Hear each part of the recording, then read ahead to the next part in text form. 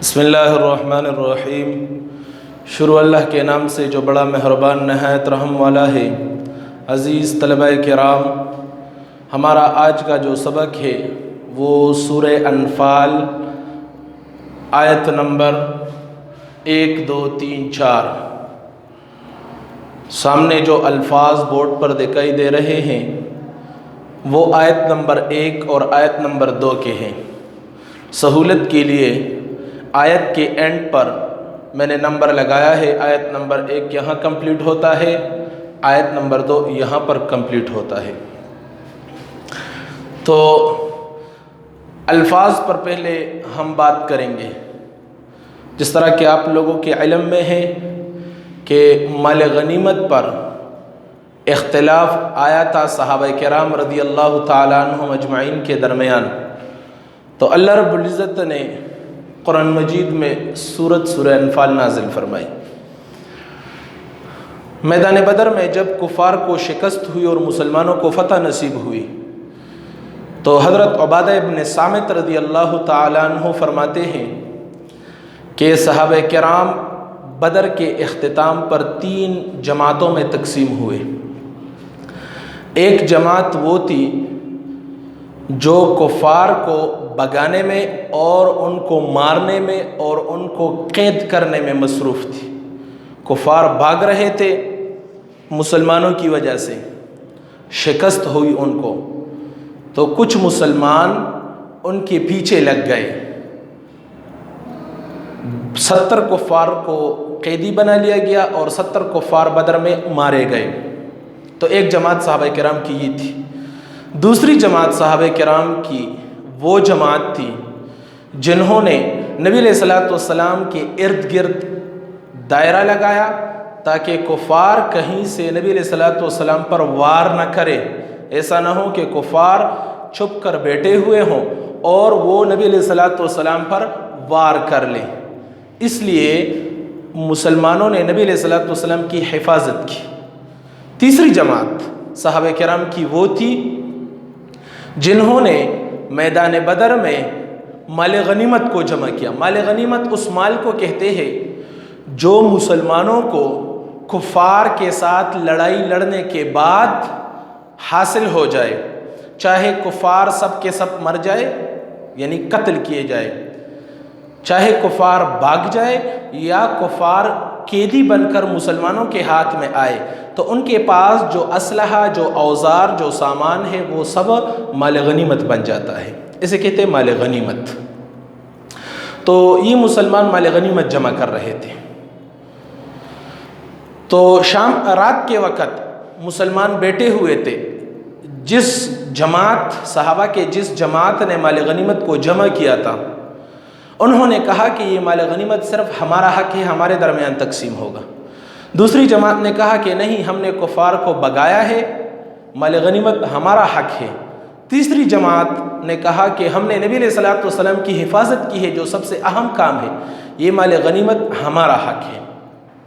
اللہ رب العزت نے فرمایا، اے پیغمبر مصطفیٰ صلی اللہ علیہ وآلہ وسلم، وہ یعنی صحابہ کرام آپ یعنی محمد صلی اللہ علیہ وآلہ وسلم سے پوچھتے ہیں، یسألونک سوال کرتے ہیں، پوچھتے ہیں آپ سے کس چیز کے بارے میں؟ عن الانفال، غنیمت کے مال کے بارے میں، کہ یہ کس کا ہے، 3 جماعتوں میں سے یہ کس کا ہے؟ قل، آپ صلی اللہ علیہ وآلہ وسلم کہہ دو، الانفال، غنیمت کا مال، للہ والرسول، اللہ اور اس کے رسول کا ہے، یہ اللہ کی ملکیت ہے اور نبی علیہ الصلوۃ والسلام کی ثوابدید پر اس کو تقسیم کیا جائے گا۔ اگرچہ قانون مال غنیمت کی تقسیم کا وہ سورہ انفال پارہ نمبر 10 کے پہلے آیات میں اللہ نے اس کو خود بیان فرمایا، لیکن یہاں صحابہ سے کہا کہ یہ آپ میں سے کسی کا بھی حق نہیں ہے۔ تو آیت کا ایک شأن نزول تو یہ واقعہ ہے جو میں نے بیان کیا۔ ایک دوسرا واقعہ بھی اس پر حضرت سعد بن ابی وقاص رضی اللہ تعالیٰ عنہ بیان فرماتے ہیں کہ میرے بھائی عمیر وہ بدر میں شہید کیے گئے، تو میں نے اس کے عوض سعید ابن عاص کو قتل کیا۔ اس کی تلوار میں لے کر نبی علیہ الصلوۃ والسلام کے پاس حاضر ہوا اور میں نے کہا کہ آج اللہ نے کفار کی طرف سے میرے دل کو ٹھنڈا کیا، میں نے اپنے بھائی کا بدلہ لیا۔ پھر میں نے اس بات کے بارے میں خواہش کا اظہار کیا کہ یہ تلوار مجھے مل جائے، تو نبی علیہ السلام نے فرمایا کہ نہیں، یہ تلوار نہ میری ہے نہ تیری ہے، اس کو مال غنیمت میں جمع کرو۔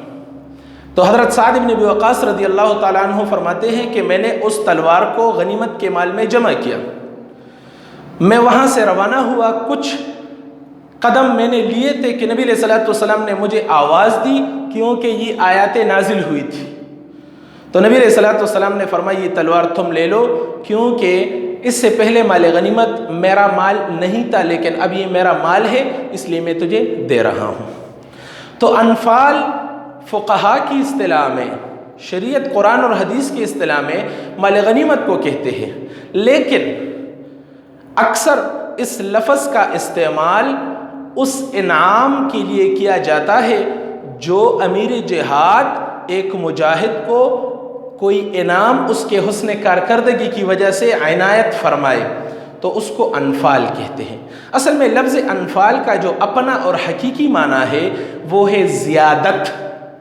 نفل نماز کو بھی نفل اس لیے کہتے ہیں کہ وہ فرائض اور واجبات کے علاوہ ایک زیادہ عمل ہے جو مسلمان پر لازم نہیں اور وہ ادا کر رہا ہے۔ تو اسی طرح انفال یہ ایک انعام ہوتا ہے جو امیر جہاد کسی مجاہد کو اس کے حسن کارکردگی کی وجہ سے عنایت فرماتا ہے۔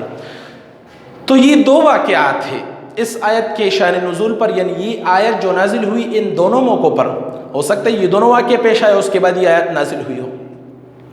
تو اللہ نے فرمایا وہ صحابہ سے پوچھتے ہیں مال غنیمت کے بارے میں، آپ کہہ دیجئے غنیمت کا مال اللہ اور اس کے رسول صلی اللہ علیہ وسلم کا ہے، فاتقوا اللہ، پس اللہ سے ڈرو، اختلافات ختم کرو اے صحابہ کرام، مال غنیمت پر اختلاف نہ کرو، وَأَصْلِحُوا، اور صلح رکھو، ذات بینکم، آپس میں، وَأَطِیعُوا اللَّهَ، اور اللہ اور اس کے رسول صلی اللہ علیہ وآلہ وسلم، وَأَطِیعُوا اللَّهَ وَرَسُولَهُ، یہ دونوں ایک جگہ ہے، ایک جگہ اس کا ترجمہ کریں گے، وَأَطِیعُوا اللَّهَ وَرَسُولَهُ، اور اللہ اور اس کے رسول صلی اللہ علیہ وآلہ وسلم کے حکم پر چلو، ان کنتم مؤمنین، اگر تم ایمان رکھتے ہو، اگر اے مسلمانوں تم ایمان والے ہو تو اللہ اور اس کے رسول صلی اللہ علیہ وآلہ وسلم کے حکم کو مانو، اختلاف ختم کرو، آپس میں اتفاق رکھو، مال غنیمت کو پیچھے کرو، اور آپس میں بائی بائی اور محبت سے رہو۔ اب اللہ رب العزت مومنین کے صفات کو بیان فرماتے ہیں، یہاں پر فرمایا اگر تم مومن ہو، تو اللہ نے فرمایا مومن کون لوگ ہوتے ہیں، ان کے اوصاف کیا ہے، ان میں کیا کیا خصوصیات ہوں گے۔ انما المؤمنون، بے شک مومنین، الذین، وہ لوگ ہیں، اذا ذکر اللہ، جب اللہ کا ذکر کیا جاتا ہے ان کے سامنے، وجلت قلوبہم، تو ڈر جاتے ہیں ان کے دل، قلوب قلب کی جمع ہے، دل کو کہتے ہیں، ان کے دل ڈر جاتے ہیں، وہ گناہ کی طرف جاتے ہیں، مائل ہوتے ہیں، اللہ کا نام سنتے ہیں، ڈر جاتے ہیں، گناہ کو چھوڑ دیتے ہیں، گناہوں سے رکتے ہیں اور نیک اعمال کرتے ہیں۔ یہ مومن کی صفت نمبر 1 ہے۔ صفت نمبر 1 خوف خدا، مومن کے اندر اللہ کا خوف ہوتا ہے۔ دوسری صفت نمبر 2 ایمان کا بڑھ جانا۔ وَإِذَا تُلِيَتْ، اذا کا لفظ نہیں لکھا کیونکہ یہاں پر گزر گیا۔ وَإِذَا تُلِيَتْ، اور جب پڑھی جائے، علیہم، ان پر، آیاتہ، اس کی آیتیں، اللہ کی آیت، اس کی آیتیں، اللہ کی آیتیں جو قرآن مجید میں ہیں، زادتہم ایمانا، تو ان کا ایمان بڑھ جاتا ہے۔ ایمان میں نکار اور خوبصورتی پیدا ہوتی ہے۔ ایمان میں اضافے سے مراد کیا ہے کہ وہ جتنی آیتیں قرآن مجید کی نازل ہوتی ہے اس پر یہ مسلمان ایمان لاتے ہیں، تو جتنے آیاتوں پر ان کا ایمان ہوتا ہے اتنا ہی اس کا ایمان میں اضافہ ہوتا ہے، بڑھنا ہوتا ہے، ایمان میں تر و تازگی آتی ہے، ایمان میں پختگی آتی ہے، وہ تصدیق اور ایمان کے اعلیٰ درجے پر فائز ہوتے ہیں۔ وَعَلَىٰ رَبِّهِمْ يَتَوَكَّلُونَ، تیسری صفت، مومنین اللہ پر بھروسہ رکھتے ہیں، اپنے پروردگار پر بھروسہ رکھتے ہیں، اسباب اختیار کرتے ہیں، اسباب سے انکار نہیں، لیکن انجام وہ اللہ پر چھوڑتے ہیں۔ مومن توکل اللہ پر رکھتا ہے۔ نبی علیہ الصلوۃ والسلام کی ایک حدیث سے توکل کی بات وہ ظاہر ہوتی ہے۔ نبی علیہ الصلوۃ والسلام کے ایک صحابی نے نبی علیہ الصلوۃ والسلام سے عرض کیا کہ یہ اونٹ میں باندھوں اور اللہ پر بھروسہ رکھوں یا اونٹ کو کھلا چھوڑ کر اللہ پر بھروسہ کروں؟ تو نبی علیہ السلام نے فرمایا اونٹ کو باندھ لو، پھر اس کے بعد اللہ پر بھروسہ کرو۔ دنیا میں اسباب کو اختیار کرنے کے بعد انجام کار اللہ پر چھوڑو، احتیاط خود کرو، انجام اللہ پر چھوڑو، مال دولت کماؤ اور پھر اللہ پر چھوڑو، وہ آپ کو مال میں برکت دے گا اور آپ کو عزت دے گا۔